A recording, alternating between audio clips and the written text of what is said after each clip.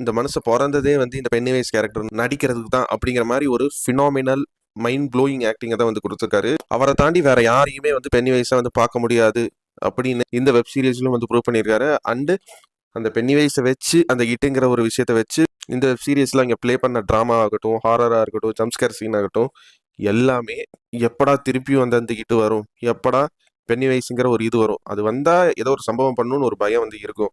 But ஆனா அதை கொஞ்சம் சீக்கிரம் காட்டுங்களே அப்படிங்கிற ஒரு ஆர்வத்தை தூண்டுற மாதிரி தான் வந்து அந்த இட்டு பென்னிவைஸுங்கிற கேரக்டர் எழுதியிருக்காங்க. அந்த சில கேரக்டர்ஸை இந்த வெப் சீரிஸ்ல பார்க்கும்போது என்னடா அவன் முட்டாத்தனமா வந்து ஒரு முடிவு எடுத்திருக்கான் அப்படிங்கிற மாதிரி தோணும். ஸ்பாயில் பண்ணி சொல்லணும்னா இந்த வெப் சீரிஸோட ஒரு முக்கியமான ட்விஸ்டே வந்து அந்த கேரக்டர்ல தான் நடக்கும்.